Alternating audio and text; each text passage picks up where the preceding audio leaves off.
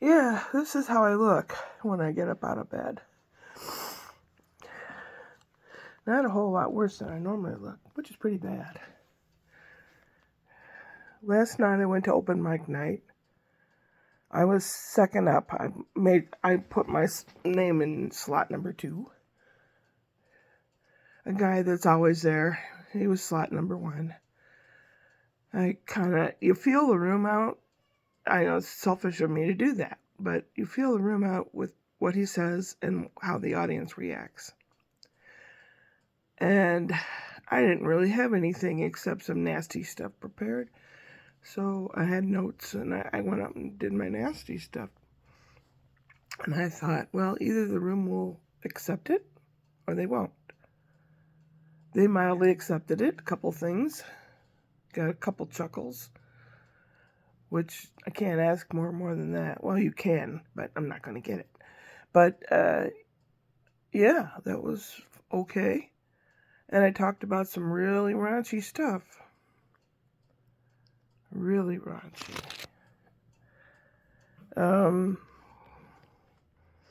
But the set went okay. And there's a couple guys. See, that's what someone that's into comedy does. If you're up after a person that gets a couple chuckles, you think back to what got those chuckles, and you arrange your set to that. I kind of like set the bar. I set it pretty low and pretty raunchy. And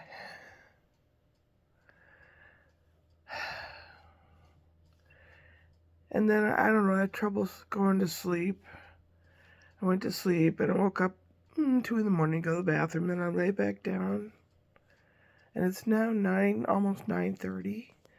And I just kind of bumming and laying in bed. And I had to go to the bathroom. And I checked, because when you check the phone, sometimes you got a message, goes beep, beep, boop, boop, or something, whatever sound you make for it. So I was checking to see who called. And it was the county of Riverside, we live in the county of Riverside, but right at the edge where it's county of San Bernardino. But we're in Riverside. And I know I have jury duty starting next Monday. And I thought, I wonder if this pertains to it. And I called, and no, it's a program called Medi-Cal. It's for people that eligible for Medicare, but not sure that they are, their lifestyle and expenditures and stuff have to be pretty much the same or outweigh what you're getting. So I qualify. And I have qualified for a year, but didn't know it. So the money that is taken out of my Social Security for Medicare, which is $180 a month, just so that I can get medicine. But then your medicine, when you buy it, is extremely expensive. Like the eardrops alone were $78.26. Oh, I hear the baby knocking at the door. Oh, bless his little hole? Bless his heart and bless his soul. So I guess it's bless his hole. Oh no. Well, maybe that'll get me out of my doldrums. Then I had a dream that had my Italian boyfriend in it. Things are moving. And it's not an earthquake. Today's going to be one of messages from people passed on, I think. It's going to be a big message day, a learning day. I have a feeling there's going to be all kinds of stuff happening today. Lessons that I have to learn. I'm not sure. But this young girl on the other end of the phone told me that I have qualified for a year and they're going to backdate it and not take the money out of Social Security until next year. I have a year. And I started crying because it's going to help me so much to be able to save anything. Usually I go, just like like in life, like when I was working, paycheck to paycheck. And if something happens, you can't manage. Although I live with my son, I need to be able to pay my own stuff, my own clothes, my medicine, my food. The agreement is to be able to live here and to be able to have this phone. And for me to watch the baby as a kid whenever they need me. And that's fine. I love it. And I always thought, my life's so shitty. When it finally gets on track, then it'll be time for me to die. I can't have a good life because whenever there's something good, something bad always comes behind it and smashes it. That's how my life's been. And it's really hard for me to know that I'm not going to be smashed unless Trump gets rid of the program. The girl told me, this is good and this is good. And then I said, yeah, unless our president does away with it. And she goes, well, yeah. I always thought, someday I'll have it all and then I'll die.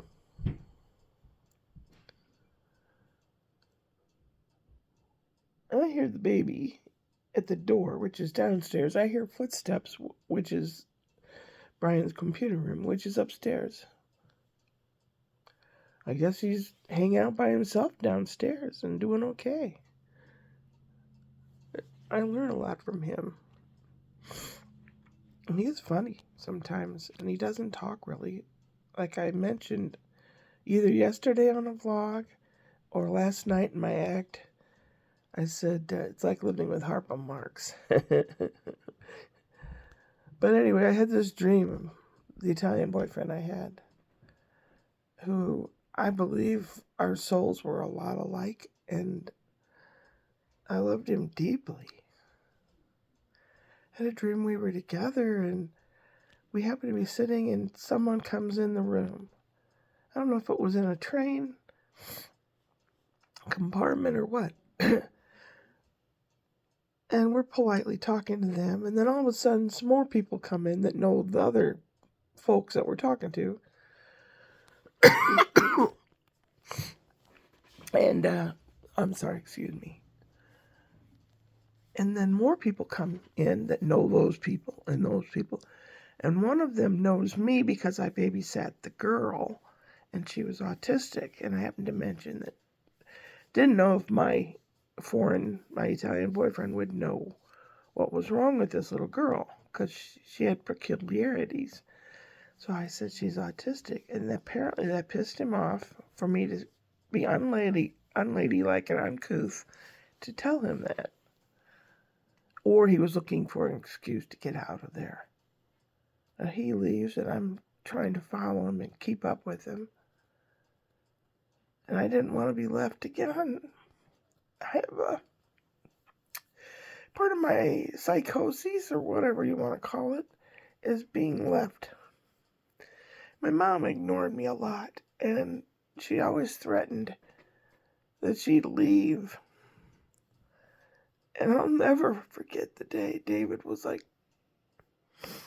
a year and a half. He could stand. He was at the front door. When Richard was like 3 and I was 5. And my mother got all bent out of shape. I don't know if she'd had an argument. She was alcoholic and narcissist. And she grabs her keys and she says, I'm leaving. And we all ran after her. She slammed the door. We're at the screen door, glass door, whatever you call it. And she gets in the car and she revs up the engine and squeals the wheels and drives off it like a madman. We cried and cried and cried. I have a fear of being left. A fear of being unwanted.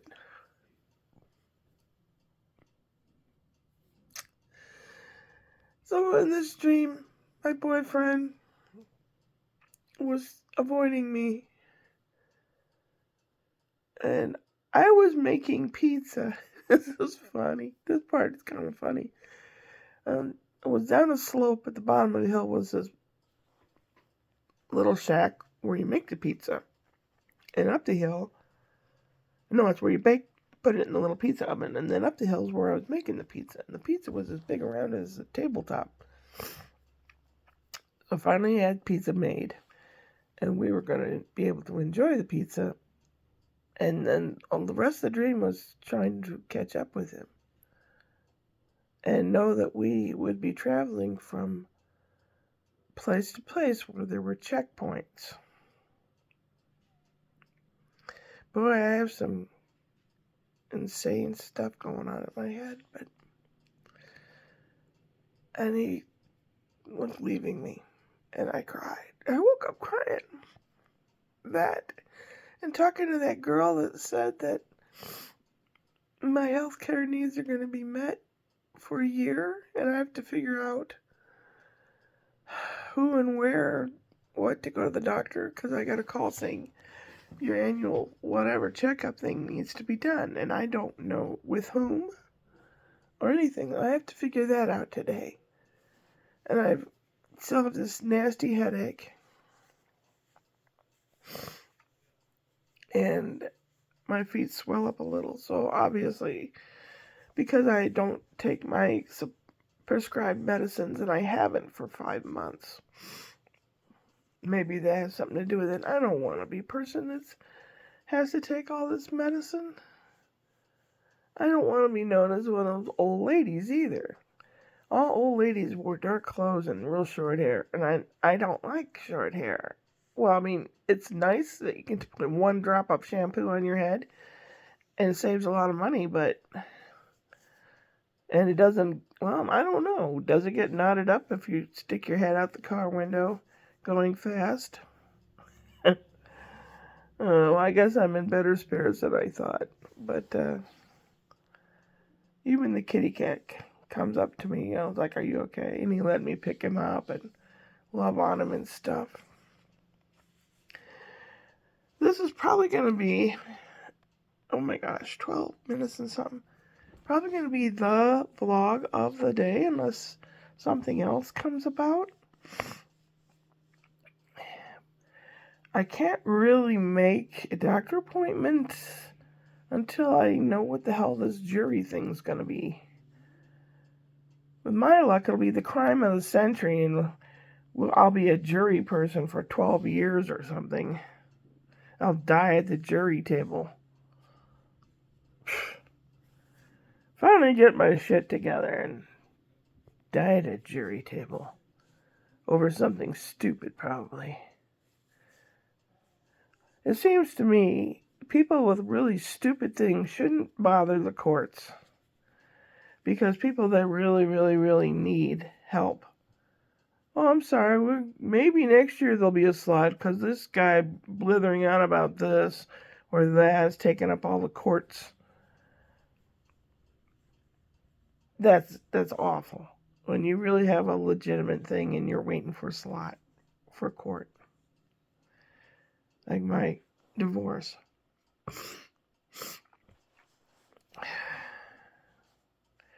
Although I can defend myself fairly well, I was on the debate team in junior college. We won 2nd place Midwest National. Our team. What you do is they give you a subject and they give you so much time to learn what you can about it, and then all fair is in argument.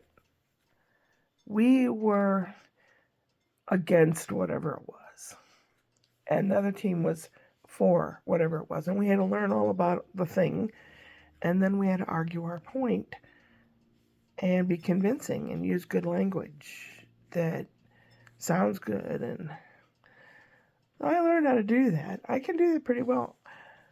And Spencer is a natural.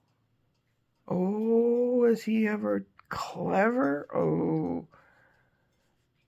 And he's good at quick-handed, too. He came up and took the elastic off my braid the other day, like talking to me, and he stroked my hair and kind of doing this to my hair. And then he went away, and I looked down, and the elastic was gone. I said, we gotta train him to go to Beverly Hills. Or wherever there's really rich people. That's a terrible thing to say. You'd make a good gypsy kid, I tell you. No offense if you're offended as a gypsy. Their culture is one of, if I want it, I guess I will have it. And the men make the women work. The women are there with the children, looking pathetic and putting themselves right out there. They could get run over. People could be really mean to them. But they do that. And the men, I don't know what they're doing. My Italian boyfriend disliked the Albanians strongly because they were like that. The men didn't work. The women put themselves and their children out there. He really had a prejudice against them. But every country has someone that they are, I don't know about that guy, about. Every country. I told a Polish joke to a Polish girl when I was living in Abu Dhabi. And she said, oh, that's a Russian joke. So, go figure. I need to get busy and clean this place up. I have a new cord for my headphones. They're Bluetooth enabled, so I could probably fix my TV to be able to watch and not disturb anybody. I don't know. I have to figure that one out. A few things I have to figure out. I ordered Epsom ink for my printer. I ordered it online, the real thing, so that's supposed to come in pretty soon. And I ordered 2 stickers. I was going to put them on my new suitcase, but I returned the suitcase because it really was crappy. But I'll have the stickers anyway. One is for Germany, the Kingdom of Germany, Bohemia, and Canada. If I go anywhere, I'm going to have the Canadian flag show that I am not American. Well, we are Americans, North America.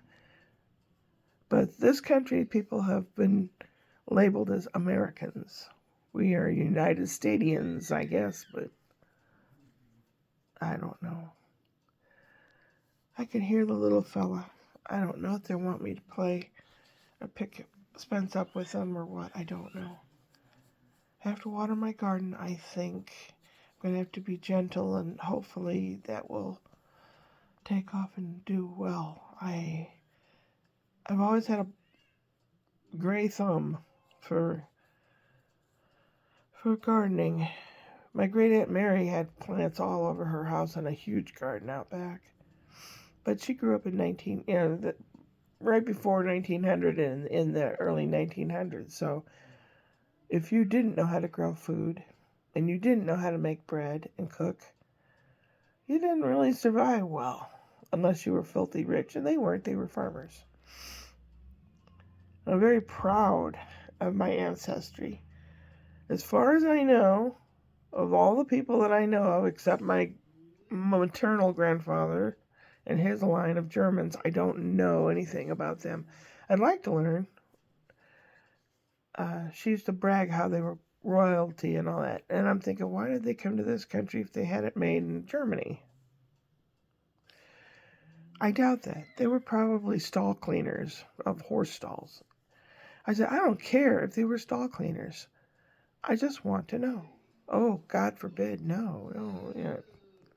I doubt that. Anyway, where was I until I went off on another tangent, which I do all the time.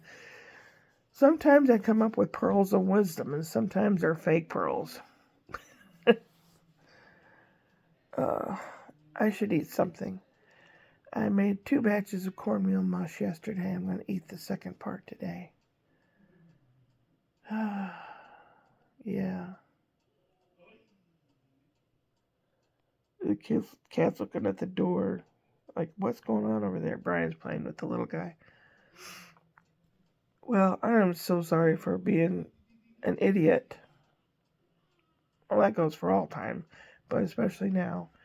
and being all crying and blithering and trying not to jump off the diving board into the pity pool. But it's easy to do.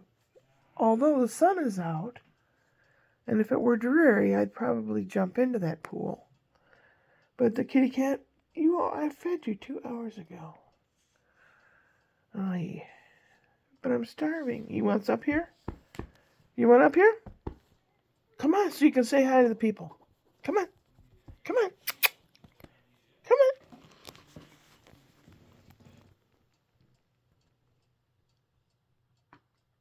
Well, thanks for showing your butt.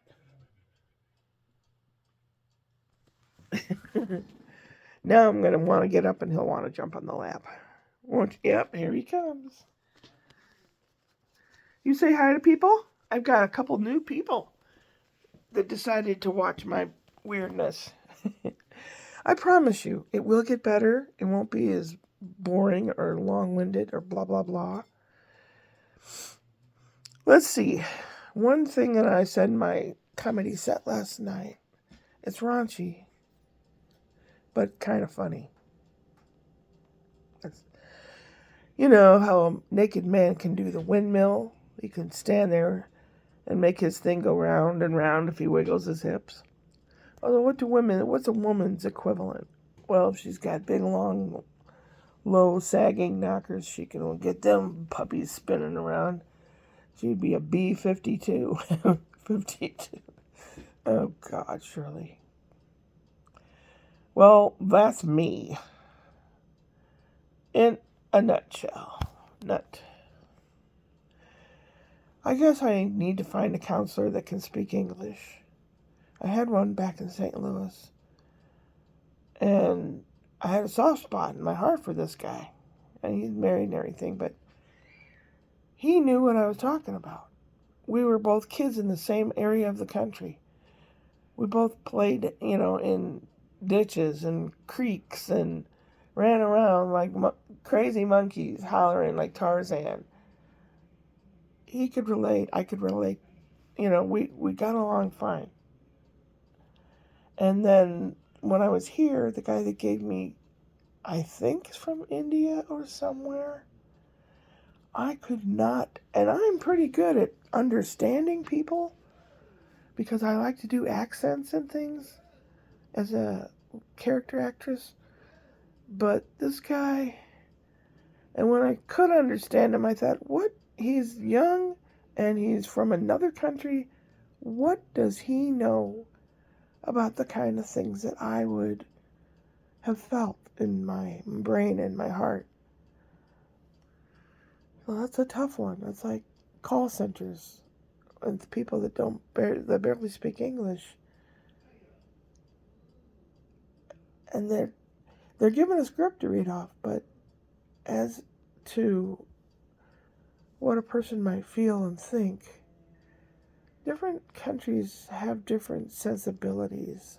Not all of it, but there are different sensibilities from country to country. So, oh my God, 24 minutes. Oh, I'm so sorry. Maybe you can listen to this while you do your dishes and poop and all that stuff. Oh, poop. Upward and onward.